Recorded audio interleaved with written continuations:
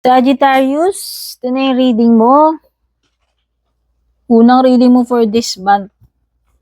So, dito sa reading na to, check lang natin ano yung mga posibleng paparating sa inyo. Take note, posible. Hindi ko sinabing sure ball. Possible lang. Okay? So, gawin nyo lamang guide itong reading na ito.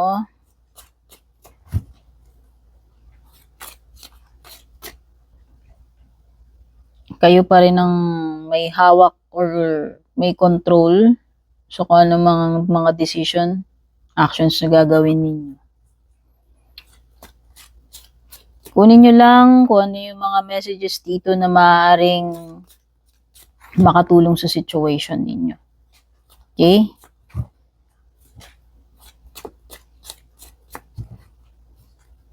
And kung bago po kayo, don't forget to subscribe, like, follow sa mga matatagal na. Maraming salamat po sa patuloy na pagsubaybay, suporta. Sobrang na-appreciate ko po lahat ng forms ng support ninyo. Yung mga nagjo-join na membership, subscription, mga hindi nag-skip ng ads, palaging nag-share ng mga readings natin. Mga nagpapadala ng star super thanks at pati na rin sa mga suki natin sa private readings. Speaking of private readings, no, nilalagay ko palagi sa description yung link papunta sa official nag-iisang purple tin page, yung may blue check. Kung balak nyo mag-book, mag-inquire about private readings ko, kayo po mismo ang magsadya sa akin doon, kayo po ang mag-message. Hindi ko po kayo i-add friend, hindi po ako mauunang mag-chat, mag-message sa inyo. Mag-ingat po kayo dun sa mga impostor na gumagaya sa page ko sa iba't ibang platforms, ha? Kaya nga yung legit lang ang i-follow ninyo, yung may blue check. Pag walang blue check, hindi ako yon. Okay? Ram, Feather, Angel, Broom, Scales, Rose, Seahorse, Pineapple, Wall, Bull, Chairfield, tsaka Moon. Okay?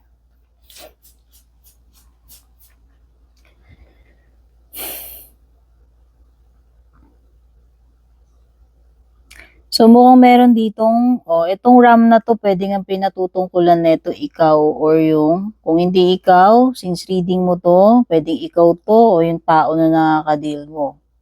Matigas ulo. Aggressive, matigas ulo.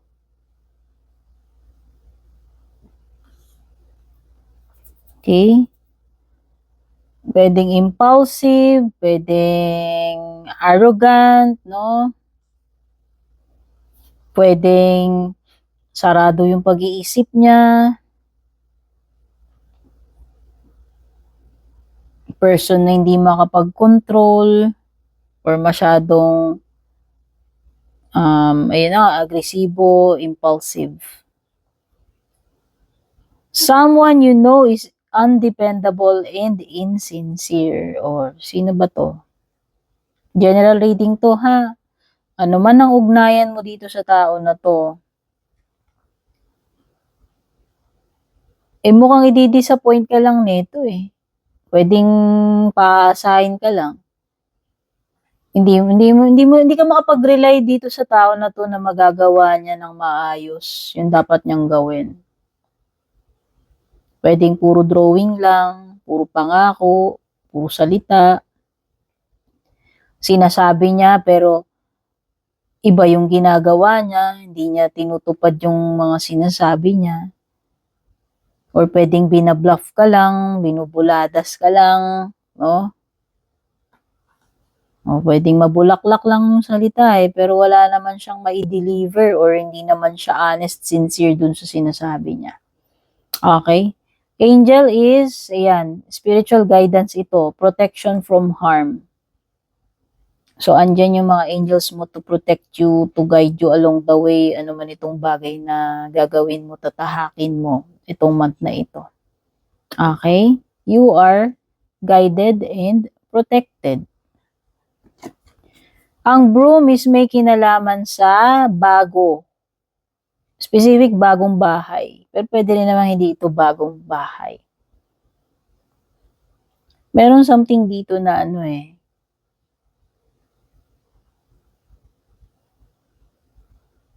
new setup, new environment. New setting Parang may sinasabi dito na may mga kailangan kang baguhin or may mga changes na i-implement mo sa sarili mo. Specific sa sarili mo. Parang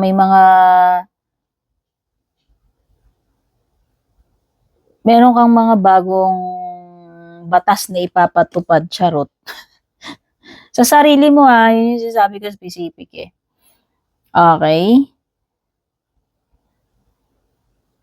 Oo, parang new perspective pwede rin naman or parang new approach. Kasi parang meron ditong something na bago na kailangan mong mag-adjust doon sa bagong sitwasyon na yun or bagong place na yun. Kaya nga may mga changes na dapat i-implement dito kasi mag-iiba Mag-iiba yung eksena, mag-iiba yung scenario. So, kailangan makapag-adapt ka doon, makapag-adjust ka and i-apply mo yung mga changes na kinakailangan sa ayaw at sa gusto mo. Okay? Yun yung nafe-feel ko dyan. Skills. Ito yung mga kailangan mong balansihin, Sagittarius. Keep your life in balance. Baka may mga bagay ka na napapabayaan. Tandaan, anything na sobra, anything na kulang, ay hindi makakabuti. So, may mga balansihin mo lang. Meron kang mga i-adjust dito. Dagdag bawas, parang ganun. Hanggang ma-meet mo yung tamang timpla, ma-meet mo yung center, yung pinaka-balance. Alalay lang, kung ako tatanungin, pwedeng hindi naman ibig sabihin ito, hinay-hinay lang siguro. Hindi ka pwede kasing kulangin or sumobra dito kung ano may tinutukoy dito sa skills na ito. Okay? So, Rose could be a new person, a new connection, or nangangamoy romance para sa inyo. Bagong person man ito or hindi. Meron something dito na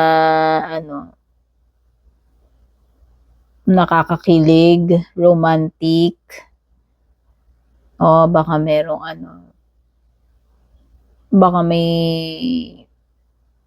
magpaparamdam, charot, mag-i-express ng kanyang magpapakita ng interest sa'yo or yayain ka mag-date, whatever. Could be anything na, basta it could be a romantic encounter. Ano man yang, na yan, ganap na yan. Basta romantic siya. Seahorse is may kinalaman sa pamilya mo. May mga important family matters this month, Sagittarius, na kailangan mong asikasuhin, unahin, pagtuunan ng pansin, or maaari magiging concern. Okay, neutral card to. Wala namang binabanggit dito na positive or negative. Depende na lang kung ano talaga yung mangyayari na yan. Pineapple is reconciliation. Making peace. Meron ditong magkakaayos-ayos, maghihil, manunumbalik sa dati yung pagtitinginan, pagsasamahan, romantic man ito or hindi. Pwedeng iba may mga marireunite dito. Magiging magkasama uli, mag-uusap na uli, manunumbalik kung hindi naman ito about relationship. Okay? Wall is about misunderstandings. O yan, yung mga nakatampuhan mo. Kailan ba to? Recently or matagal na? Yun ay isa sa mga masosolve dito. Magkakaroon reconciliation So, ibababa na yung pride, magkakapatawaran na, tatanggapin na uli yung isa't isa, bawat kampo. Sa pamilya man ito or hindi. No, pwedeng family, kasi lumilitaw yung family dito. Tingin ko, it could be mga family members na nakasamaan ng loob. Kamag-anak man yan, kapatid, etc. Meron na uli na mabubuo na uli yung pamilya, mahihil na yung mga sugat sa family, ibababa na yung mga pader na ginawa, no? Kung matagal nang hindi nag-uusap, matagal na yung mga alitan na yan, siguro yan yung isa sa mare-resolve. At least manunumbalik na yung peace, yung harmony sa family. Kung meron ng mga naging magkakaaway or hindi nag-uusap dito. Okay. Bull, ang ibig sabihin ng bull, wag ka basta-basta aatras dito sa situation na to. Wag kang basta magpasindak, wag kang basta mag-give up, wag ka basta ma-intimidate. Basta ipakita mo kung hanggang saan yung pinakakaya mo. Yung magpakita ka ng strength and fortitude dito sa situation na to. Okay? Chairfield, maganda to. Meron talagang person na mamimit. Pwedeng romantic. Could be a new relationship, a new person na papa-inspire sa'yo, magpapakilig, magpapa-fall in love. Pwede rin namang hindi romantic ito. It could be a new person na makikilala kung hindi man siya romantic. Basta merong something or someone na papasok sa buhay mo. Tao man to pinag-usapan or hindi. Romantic man ito or hindi. Meron kang something na mag-o-occupy uli ng time mo. Yun. Kung hindi ito tao. Could be bagong project, pagkakabisihan mo, hobby mo, bagong goal mo. Okay? O pwede rin naman trabaho yan. No? Kasi parang merong space or position na feel eh. Kung dati empty yan eh. Parang meron nang mag-o-occupy nun eh. O kung yung iba dito, may paupahan kayo, pwesto, pinarerentahan, parang may bagong tenant. Okay? Moon, may mga changes. May mga changes. Ito rin kasi parang, di ba sabi ko may mga i-implement kang changes. Dalawa yung card mo rito na nagsasabi na may mga pagbabago rito. Yung isa, yung sinasabi ko, yung mga ikaw mismo i-implement mo sa sarili mo. Pero aside from that, pwedeng may mga pagbabago na paparating itong month na ito in general. Okay, so Sagittarius, pick upin mo lang ano yung mga mensahe na maaaring makatulong sa'yo. Gawin mo lamang, guide. Take care. God bless, Babush.